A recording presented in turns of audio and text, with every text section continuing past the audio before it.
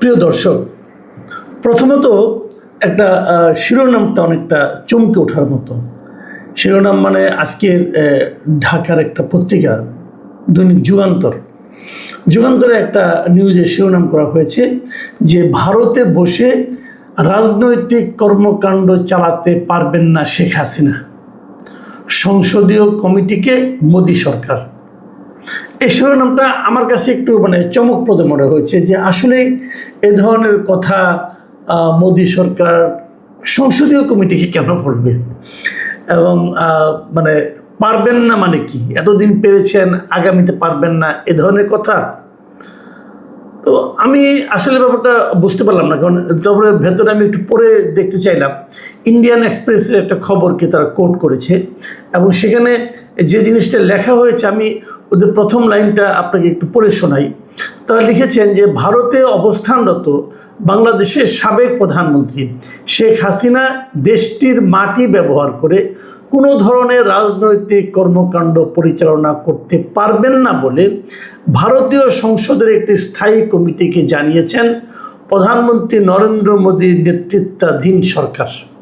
দৈনিক যুগান্তরে এভাবেই নিউজটা লেখা হয়েছে, শুরুটা হয়েছে। তারপরে তারা আরও অনেক কথা বলেছেন।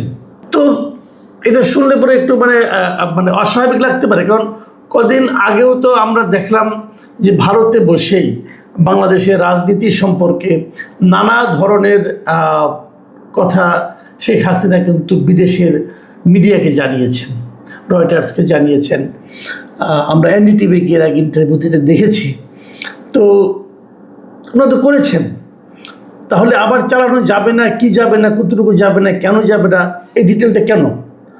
আমার কাছে মনে হয়েছে যুগান্তরের যে অনুবাদটা এটা একটু মিসলিডিং। আসলে ঠিক এভাবে বলেন, আমি মূল নিউজটা যে পড়েছি এটা এই নিউজটি আবার প্রথম আলোতে এসেছে। প্রথম আলোর ভাষাটা আবার একটু অন্যরকম। সেখানে তারা বলেছে যে বাংলাদেশ যে শেখ হাসিনার মৃত্যুদণ্ড রায় হওয়ার পর শেখ হাসিনাকে যে ফেরত চেয়েছে, সেই বিষয়টা ভারত নয়াদিল্লি তাদের যে সংশ্লিষ্ট কর্তৃপক্ষ আছে তারা খতিয়ে দেখছে। এবং এই কথাটা তারা কাকে বলেছে, কীভাবে বলবো, আমরা জানতে পারলাম যে বৃহস্পতিবার যে ওদের যে ভারতের লোকসভার যে সংসদীয় কমিটি তারা একটা তাদের প্রতিবেদন উপস্থাপন করেন এবং সেই প্রতিবেদনের সুপারিশ ও পর্যবেক্ষণের ভিত্তিতে সরকার যে পদক্ষেপগুলো নিয়েছে সেগুলো তুলে ধরা হয়। সরকারই তুলে ধরেছে এবং সেখানে তারা এটাই জানতে চেয়েছে যে, এবং এই কথাটা বলেছে যে তারা খতিয়ে দেখছে। আর এই যে রাজনীতি করার সুযোগ পাবেন না বলে যে যুগান্তরের প্রত্যেক ব্যাপারটা এরকম না। ওইখানে এক জায়গায় বলা হয়েছে যে ভারত সরকারের পক্ষ থেকে দাবি করা হয়েছে শেখ হাসিনাকে কোনো রাজনৈতিক কার্যক্রম চালানোর সুযোগ দেওয়া হচ্ছে না। এই যাবৎকালে কখনোই সুযোগটা দেওয়া হয় নাই, এমন কথা বলেছে। আগামীতে দেবে না, যেহেতু দেওয়া হচ্ছে না, আগামীতে দেওয়া হবে না, এটা ইমপ্লাইজ, এরকম মনে হয় যে এটাই আসলে উনি বলতে চেয়েছেন। তো এবং তাহলে তারা শেখ হাসিনাকে থাকতে কেন দিয়েছেন তারও একটা ব্যাখ্যা তারা দিয়েছেন। এই কমিটির পররাষ্ট্র সংসদের যে কমিটি তারা যে ব্যাখ্যাটা দিয়েছে সেই ব্যাখ্যাটা হলো চরম সংকট বা অস্তিত্বের হুমকির মুখে থাকা ব্যক্তিদের আশ্রয় দেওয়ার ভারতের মানবিক ঐতিহ্য ও সভ্যতাগত মূল্যবোধের অংশ হিসেবেই হাসিনাকে সেখানে থাকার সুযোগ দেওয়া হয়েছে। দেখুন, এগুলি সবই আসলে কূটনীতির ভাষা, কিন্তু এই যে কথাগুলো ওনারা এখন বলছেন, এই কথাগুলো শেখ হাসিনার ওখানকার বর্তমান অবস্থানকে কতটুকু আপনার জাস্টিফাই করে। উনি যেভাবে আছেন তার কি এই ফরম্যাটের মধ্যে আছেন নাকি অন্যভাবে আছেন? আপনারা যদি পুরো প্রতিবেদনটা পড়েন তাহলে আমার কাছে যেটা মনে হয়েছে, সম্ভবত শেখ হাসিনা এবং আওয়ামী লীগের যে সমস্ত নেতৃবৃন্দ এই মুহূর্তে ভারতে আছেন তাদের ব্যাপারে ভারতের এতদিনের যে মনোভাব, সেই মনোভাবে কিছুটা হলেও পরিবর্তন আসতেছে, এটা আমার কাছে মনে হয়েছে। কারণ একটা ঘটনা দিয়ে, একটা বিবৃতি, একটা প্রতিবেদন দিয়ে কিন্তু সব কিছু বোঝা যায় না। আরও আশেপাশের অনেক কিছু ঘটনা কিন্তু আছে। যেমন ধরেন, আপনারা দেখেছেন যে বাংলাদেশে নিযুক্ত ভারতের যে high commissioner mister Dinesh Trivedi, উনি দুদিন আগে পররাষ্ট্রমন্ত্রীর সঙ্গে আমাদের পররাষ্ট্রমন্ত্রীর সঙ্গে দেখা করেছেন, আলাপ হয়েছে, এবং সেখানে উনি একটা কথা বলেছেন যে তার দেশ মানে ভারত উন্মুখ হয়ে অপেক্ষা করছেন যে কবে বাংলাদেশের প্রধানমন্ত্রী তারেক রহমান ভারতে যাবেন, মানে ভারত সফরে উনি যাবেন, এই জন্য তারা উন্মুখ হয়ে অপেক্ষা করছে।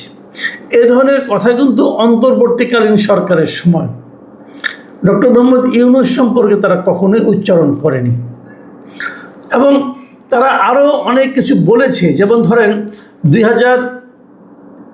এবছরই 2026 ডিসেম্বরে আমাদের সঙ্গে গঙ্গা চুক্তি কিন্তু মেয়াদ শেষ হয়ে যাচ্ছে, এবং এরই মধ্যে তারা মানে মোটামুটি একভাবে স্পষ্ট উল্লেখই করেছে তারা এই গঙ্গা চুক্তিটা নবায়ন করতে আগ্রহী। তিস্তা চুক্তি নিয়েও তারা বলেছে যে সেটা নিয়েও তারা আগ্রহী। দেখুন, দীনেশ ত্রিবেদীর একটা বক্তব্য খুবই গুরুত্বপূর্ণ আরও একটা কারণে, সেটা বলি আগে আপনাকে, যে দীনেশ ত্রিবেদী কিন্তু বাংলাদেশে নিযুক্ত এর আগে যত হাই কমিশনার ছিল তাদের চেয়ে অন্য ধরনের এই কারণে, প্রথমত উনি কোনো আপনার কূটনৈতিক ক্যাডারের লোক না, উনি একজন রাজনৈতিক ব্যক্তিত্ব, এবং ওনাকে এখানে পাঠানো যখন হয়েছে তখন ওনাকে মন্ত্রীর পদমর্যাদা দিয়ে পাঠানো হয়েছে, মানে খুবই হাই প্রোফাইলের একজন লোককে এখানে পাঠানো হয়েছে। কাজে উনি যখন কোনো কিছু বলেন সেটা কিন্তু অবশ্যই জরুরি। এই যে ভারতের যে সংসদীয় কমিটি আছে, এই কমিটিটা কিন্তু এরই মধ্যে গঙ্গা চুক্তির নবায়নের জন্য সুপারিশ করেছে, এবং হয়তো এই কারণেই দীনেশ ত্রিবেদী বলেছেন কিন্তু এর মধ্যে বাংলাদেশে মানে পা রাখার পর উনি বলেছেন যে এমন কোনো সমস্যা নেই যার সমাধান সম্ভব নয়। মানে ভারত বাংলাদেশের যে সম্পর্ক, সে সম্পর্কে এমন কোনো সমস্যা উনি দেখছেন না যে সমস্যার সমাধান করা যাবে না। তার মানে ওনারা সমস্যার সমাধান করতে চান। এখন কেন করতে চান, এটা যে মানে খুবই ভালোবাসাজনিত কারণে নাকি উভয় দেশের প্রয়োজনের কারণে, সেটাও কিন্তু আপনাদের চিন্তা করতে হবে। আমি একটা কথা বারবার বলেছি, অনেকবার বলেছি বিভিন্ন সময়, যে একটা কথা মাথায় রাখবেন যে ব্যক্তিতে সম্পর্ক আর রাষ্ট্রের সঙ্গে রাষ্ট্রের সম্পর্ক, এ দুটো কিন্তু আপনি একভাবে মাপতে পারবেন না। কোনো একজন ব্যক্তির প্রতি অন্য দেশের রাষ্ট্রপ্রধান, সরকার প্রধান ব্যক্তি হিসাবে তার একটা সম্পর্ক থাকতেই পারে, সেই সম্পর্কটা খুব ভালো হতে পারে, কিন্তু সেই সম্পর্ক ভালো বলেই রাষ্ট্রের সঙ্গে রাষ্ট্রের সম্পর্ক খুব ভালো হয়ে যাবে এটা কিন্তু সবসময় গ্যারান্টেড নয়। এটা এভাবে হয় না। রাষ্ট্রের সঙ্গে যখন সম্পর্কটা হয় তখন ওই রাষ্ট্রের জনগণের স্বার্থ, এই রাষ্ট্রের জনগণের স্বার্থ, এটাকেই গুরুত্ব দেওয়া হয়।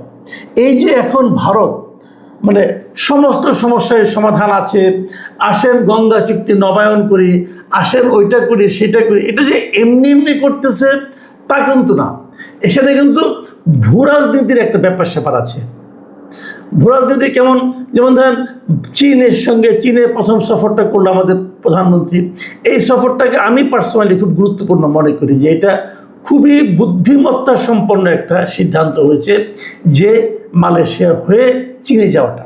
কারণ আমাদের যে অবকাঠামোগত যত উন্নতি আছে তার সিংহভাগই কিন্তু আমরা করেছি চীনের সাহায্যে, চীনের অর্থায়নে অথবা চীনা প্রযুক্তির মাধ্যমে। আমাদের এই যে রাস্তাঘাট যেগুলি করেছি, তো বিদ্যুৎ, শিল্পাঞ্চল, যোগাযোগ খাতের যে বিনিয়োগগুলি, বড় বড় বিনিয়োগগুলি, এই সবই কিন্তু চীনের মাধ্যমে এসেছে। আবার এটা কিন্তু ভারতের জন্য একটু হলেও হুমকি। তাহলে ভারতের সঙ্গে আমি সম্পর্কটা ভালো করব কেন? কিন্তু ভারত তো চাইবে এখন যে সব কিছু নিয়ে তো তার সঙ্গে সম্পর্ক চীনের হয়ে যাচ্ছে, তাই না? আবার ধরেন এই যে ইন্দো প্যাসিফিক অঞ্চল, এই অঞ্চলে যুক্তরাষ্ট্র কিন্তু যে সামুদ্রিক অঞ্চলটা, এখানে কিন্তু যুক্তরাষ্ট্র তার উপস্থিতি বাড়াতে চাচ্ছে, এবং এই উপস্থিতি বাড়ানোর জন্য সে চাচ্ছে চীনকে ট্যাকেল করার জন্য, এবং সেখানে যে উপস্থিতি বাড়াতে চায় এখানে তার বাংলাদেশের সহযোগিতা একটু দরকার। তারা বাংলাদেশের সহযোগিতা চাচ্ছে এই আমাদের বঙ্গোপসাগরের ওই এরিয়াটা দিয়ে। তো এই যে ব্যবস্থা, এখন চীন আমাদের সঙ্গে নানাভাবে সম্পর্কিত হচ্ছে, যুক্তরাষ্ট্র হচ্ছে, তো ভারত তো পিছিয়ে পড়তে চাইবে না এই সময়। কাজে ভারতও কিন্তু চাচ্ছে, কারণ ভারতের সঙ্গে কিন্তু ভারত কিন্তু বাংলাদেশের সবচেয়ে বড় বাণিজ্যিক অংশীদার। মানে ভারতের পণ্য আমাদের এখানে প্রচুর আসে। আমাদের সঙ্গে সম্পর্ক ভালো থাকলে ভারতের লাভ, কারণ তাদের রপ্তানির জন্য বাংলাদেশের সবচেয়ে উর্বর জায়গা একটা, বিশেষ করে কৃষি পণ্য, এই সমস্ত পণ্য তারা আমাদের কাছে রপ্তানি করে। আমরাও খুব দ্রুত তাদের কাছ থেকে আনি, কারণ আমাদের পরিবহন কষ্ট কমে যায় এই সমস্ত কারণে। এই জায়গাটার কারণে ভারত কিন্তু এখন আমাদের সঙ্গে সম্পর্ক ভালো করতে চায়।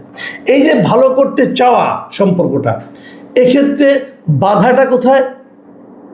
বাধাটা হলো শেখ হাসিনা এবং তার যারা সাঙ্গপাঙ্গ ভারতে এখন আছে তারা। আমি যতটুকু বুঝি যে আসলে মানে একটা দেশের কোনো একজন লিডারকে যখন কেউ আশ্রয়, যেমন শেখ হাসিনা যারা যেন আশ্রয় দিয়েছেন, তখন তারা কিন্তু বোঝার চেষ্টা করেছেন যে শেখ হাসিনার গ্রহণযোগ্যতা এই মুহূর্তে বাংলাদেশে কতটুকু, অথবা তারা কি শেখ হাসিনাকে আবার ফিরিয়ে আনতে চায় কিনা।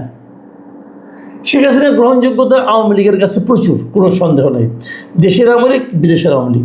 কিন্তু একটা জায়গায় ঝামেলাটা হলো শেখ হাসিনা যাদেরকে নিয়ে ডুবেছেন, মানে তার যারা সাঙ্গপাঙ্গ ছিল তাদেরকে নিয়ে তিনি ডুবেছেন, অথবা অন্যভাবে বলতে গেলে তাদের কারণে ডুবেছেন, তারা ওনাকে ডুবিয়ে দিয়েছে।